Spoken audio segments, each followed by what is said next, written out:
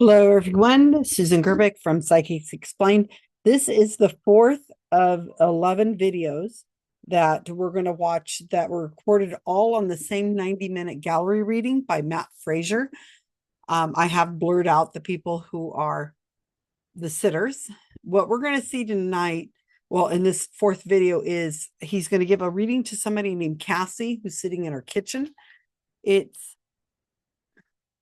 of the series, this one probably, well, they all have their own uniqueness to them and the reason why we need to watch them. But this one is maybe a little more difficult to watch than some of the others. We'll get into it in a little bit, but I'm just warning you ahead of time. So, in all of the cases, well, in all but two of the cases, he reads multiple groups. So, two people, three people, four people. As what happens is you sign on, you raise your hand on Zoom to say that you want a reading, and then he just goes at it for 90 minutes. He's just no breaks or anything, just rapid fire. All the time he's listening to the sitter, he's listening to the dead person he's supposed to be talking to, and he's listening to the other dead people who are swirling around trying to get his attention. It's quite interesting, and he's able to speak constantly through this. What I think his handlers or whoever's in charge of this has probably been given the instruction to, when you choose who's going to be next up on the screen, I don't think it's Matt, pick somebody pick a group, more than one person in the group. I assume, and I don't know this for sure, that person, that handler, is told that the reason why you want to pick multiple people is because that way Matt has a chance to give more readings, more content. He's able to help more people, because then that would just be better to spread his goodness and his readings to multiple people. But you and I, who watch these and have been doing this for a while, we understand when you're cold reading that the more targets you have when you're cold reading, the better. So we know this is a tactic that anybody who is trying to just throw out a name or a date or whatever, a birthday or an occasion, we're more likely to get a hit if we have more than one person on the screen. So of the 11 readings, 9 of them are clearly multiple people. I mean, it's obvious. They come on the screen, there's multiple people, 2, 3, or 4 people on the screen. In this case, the first person you're going to see, well, you're not going to see her clearly because she's blurred, is a woman, and she's sitting in her kitchen. And then immediately she calls her husband to be on the screen. He's off screen, and she tells him to come sit down. And you can't see, but he's very contrite, like with his head down. He's just like, oh my gosh, I'm in so much trouble, kind of stuff. And we don't know if, when the people who are making the decision who's going to be on screen and who's not, are knowing that man's in the kitchen the whole time. So very possibly they knew and picked 10 out of the 11 to be multiple sittings, multiple people. And this isn't the only event that we've attended, so we know this happens often. Anyway, so I think it's just a hallmark to throw out there what's going on. As I said, this is a very kind of difficult one to watch. You're not going to be able to hear very clearly what the woman says, but I'll break and I'll explain what she says. And I think it's better just to let this unfold and you to understand what's going on. She's in New Jersey, and this is 10 minutes, 40 seconds long, and there's a reason for that. It gets quite involved. All right. Your comments, please. I hope we get lots and lots of comments on this one. But as I said, I think it's important to watch the whole series when they're doing a whole series of videos, because it shows so much more about what their style is and what's happening. And you see the consistency and the continually the same tropes, psychic tropes, and so on. All right, let's go.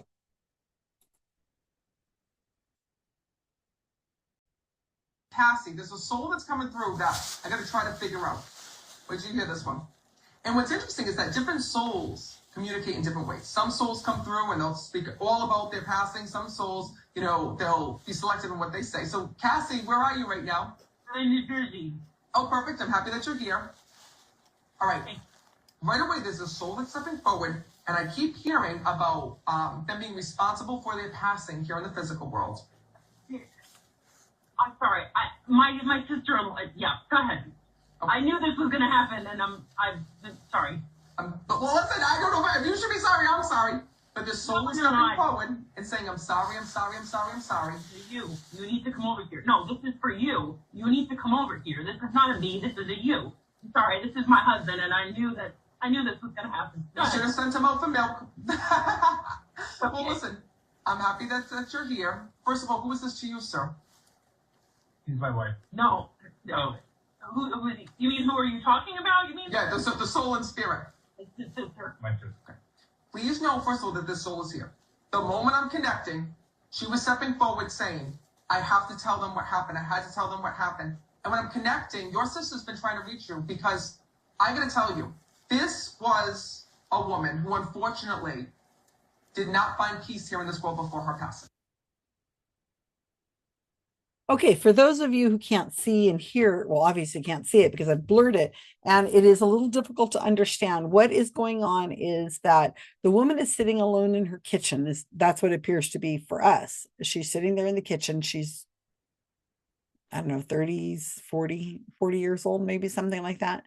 And Matt comes in and he says, there is somebody who wants to come through who is, did he say responsible for their own, darn it, 126. Okay, let me see.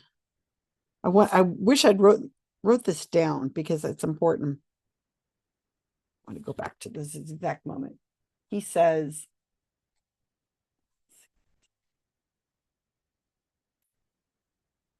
sorry guys.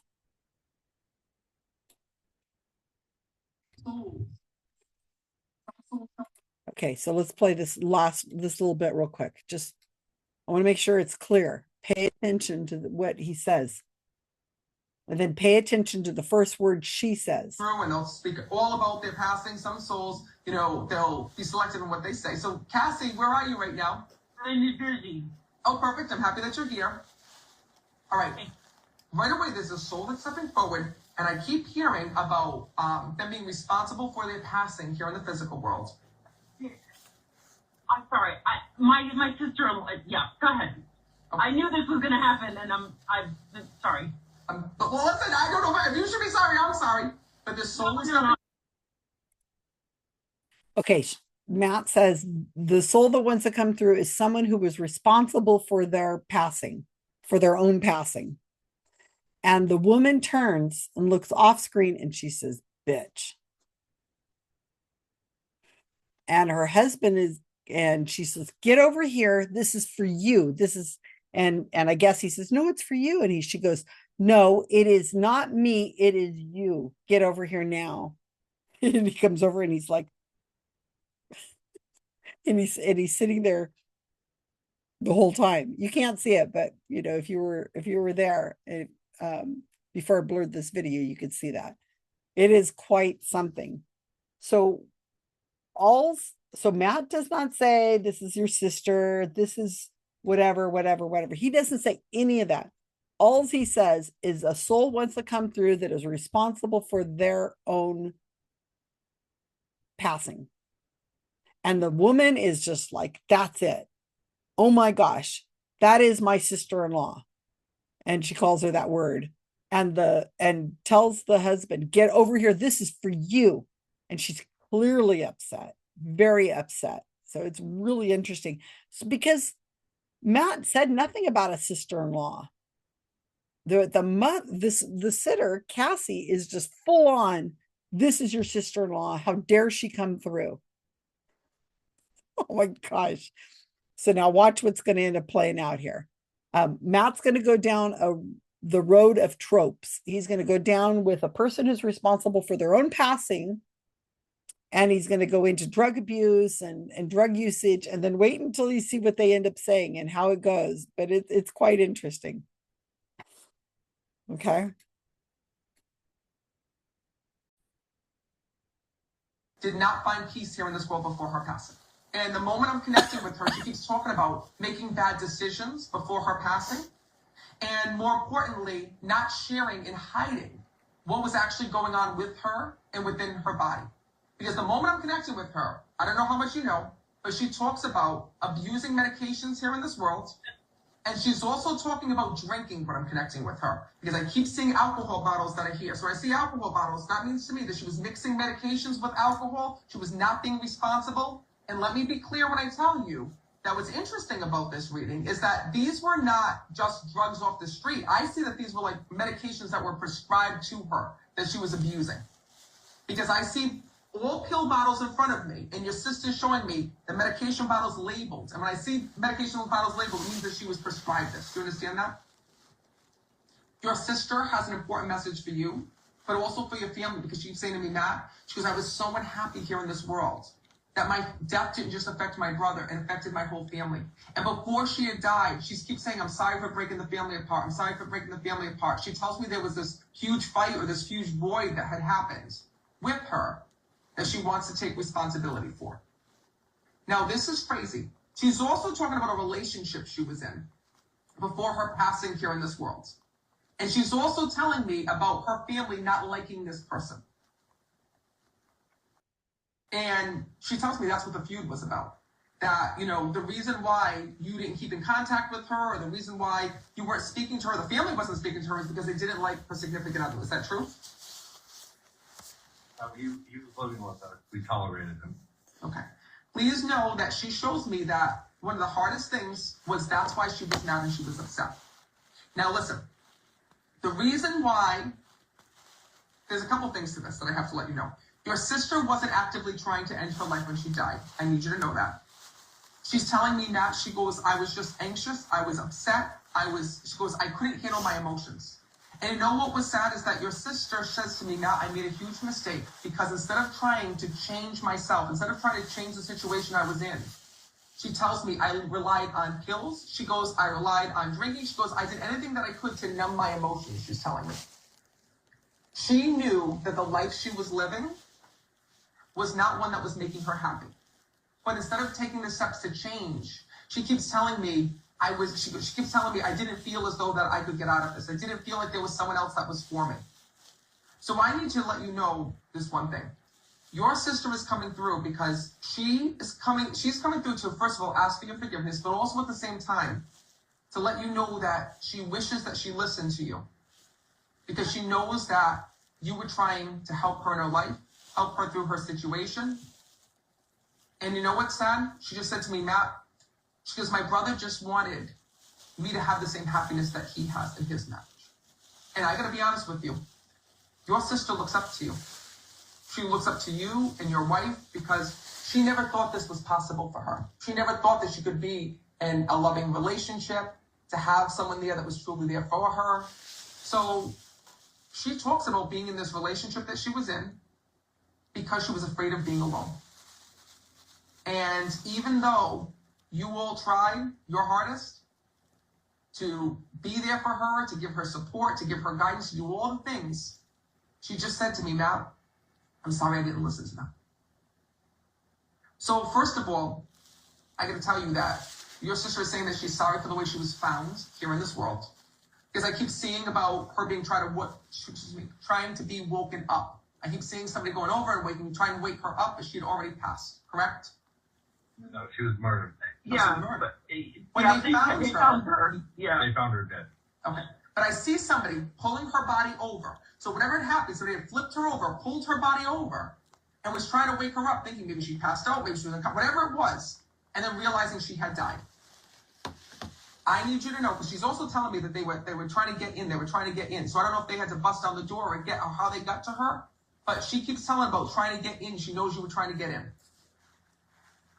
I need you to know this one thing. She's also telling me, though, at the time of her passing, that she's going to take responsibility here. Because she also said to me that she was also on medications or also taking things before she had died. And she keeps telling me, I didn't know. She keeps telling me I was in a state where I didn't know what was happening. I didn't know what was going on. I know that there was an altercation that had happened. She's bringing that through. She's also telling me in spirit this, She tells me from the other side that the reason why she has to step forward right now is that as her brother, you always felt like you had to keep her safe. And you need to know that you did live up to that promise. Wow. Just wow. She was murdered. She didn't die of an overdose. She was murdered. Interesting. Okay, so if it looks like there was a jump shot in that in the video right now, there was.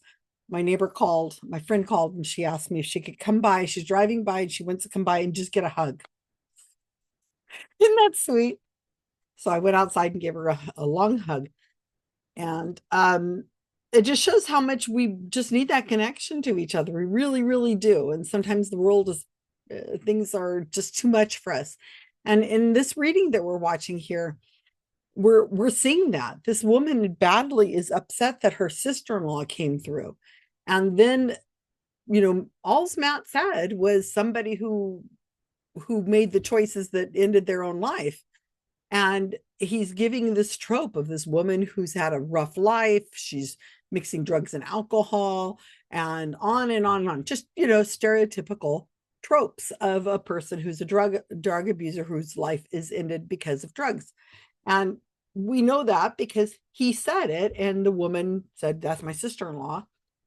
So he just goes with it, right? Okay, then he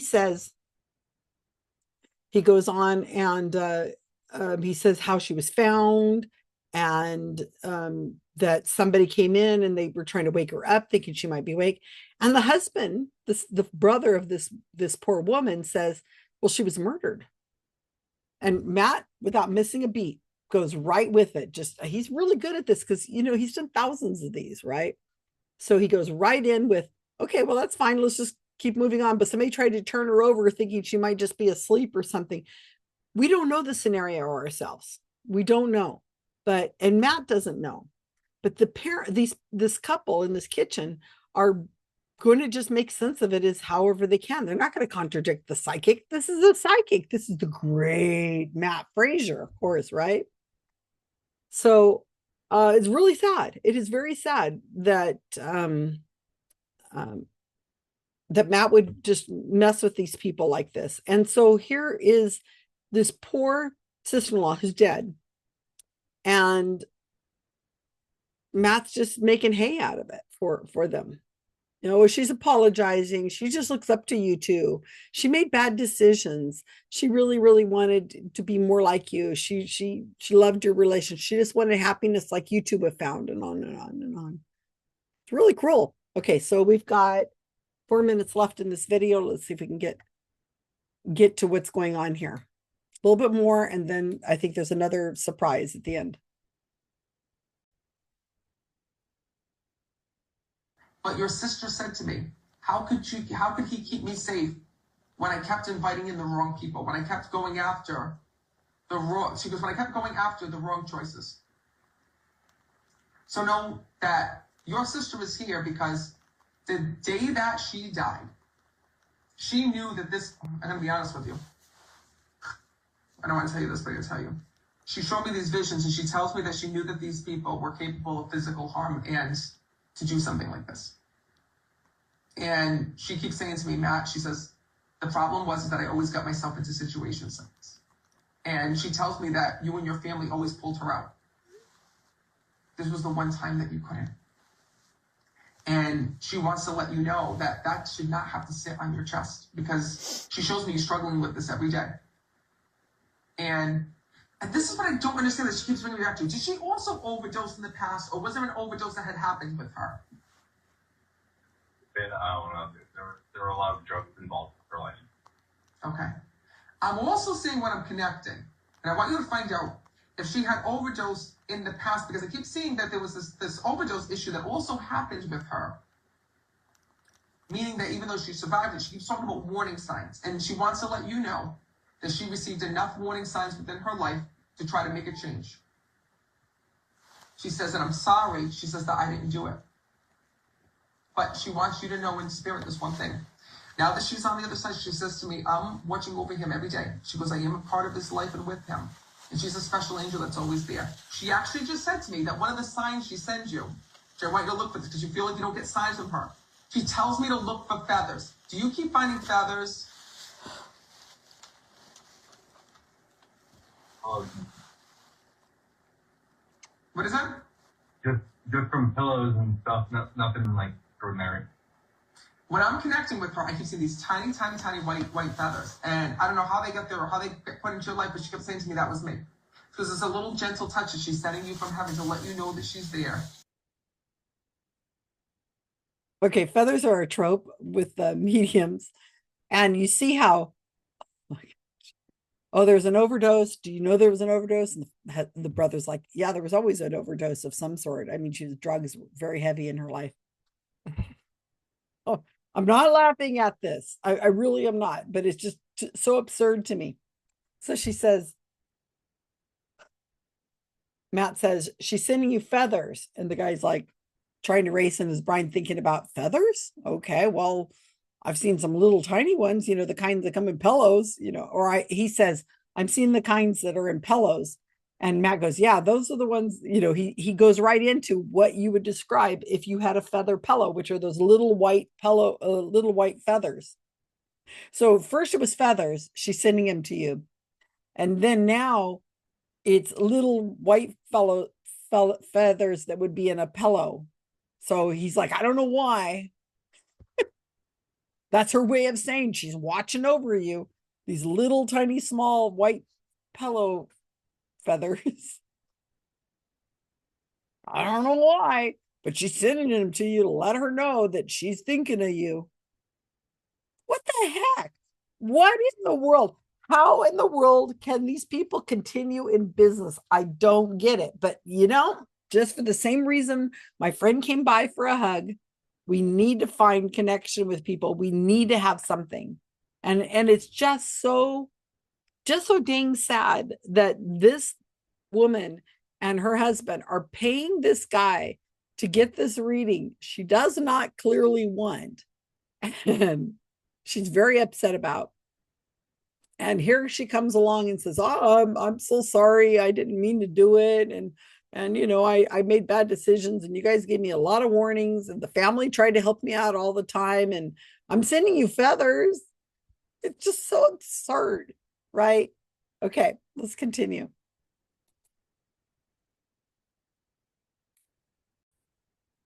And to let you know that she's with you. And she goes, I want you to know that I am forever by your side and thank you for the love and support you gave me, even though you couldn't save me here in the physical. Matt, Yes.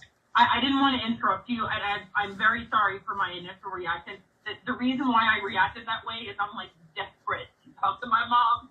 And I had said to him, your sister, she better know her place and that better wait in line. And, you know, this is my time to try to talk to my mom. And we had been joking about it for like a week. Like, you better tell your sister. And, you know, and the first thing I knew you were talking about your sister. I'm very, very sorry for my reaction. No, listen, it's okay. The thing is that you knew it. You knew his sister was going to step forward. His sister was going to be here. And listen, it's not a bad thing. You know, sometimes you have to let the souls come through with the message that has to be there so that this way your loved ones can't come through. I do have your mom here. I don't have a direct message because the sister is clogging up the channel. I'd be lying if I told you otherwise. But what I want you to know is did your mom just recently pass? About a year and a half ago. So sometimes it takes a little bit, but sometimes there's lingering messages that are there, right? And sometimes what happens is that one soul has to come through so that the other one can. So I know that your mom is here and with you, but it's his sister that had to step forward first to communicate. So the fact that you felt that, you're going to know that even though I'm speaking directly to him, it's also a message for you because his sister is also very much watching over you and your relationship with him because she looked up to the two of you. And she always wished that she could have a relationship like that, which is one of the reasons why she's here and that she's stepping forward. So I'm hoping next time that that your mom comes through and his sister steps aside, which I know will happen. But in the meantime, I wouldn't make something up tell you that I can hear her if I can't. Right? And leave you with that. I also, though, at the same time, Jeanette, I keep saying Jeanette and Danica, I guess it's Danica that's here. I can't read this name.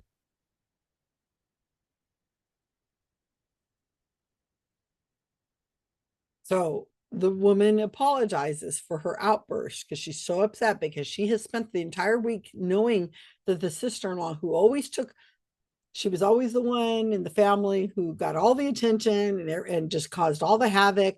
And she was the one who always had to be, front and foremost and taking all the energy out of the household and away from the family. She's going to be the one that comes through, even though Cassie is the one who badly wants a reading from her mother. She starts to cry as soon as she says it. You guys can kind of hear it in her voice, but as I blurred it, you can't really tell. But she says, I badly want a reading from my mother. And she's crying. And Matt's like, oh, okay, well, we got to get this sister out of the way because she's clogging it. What in the world are you talking about? No, he says, your mom's here. She's around you, but the sister's in the way. So the next time, maybe your sister who's come through and gave a message, maybe next time your mom will be able to come through. So try again. Sorry, you're a loser. Try again.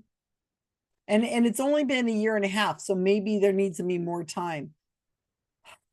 Matt just wants to move on to the next reading is what he wants to do.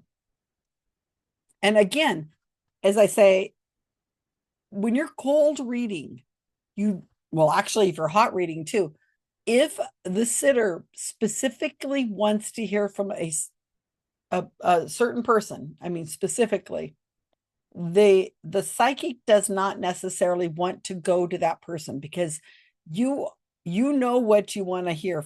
You have signs or messages or words or names or something like that you specifically want to get from that medium. And if he's cold reading or has not read that information in a hot read, then what will happen is they could get a lot wrong.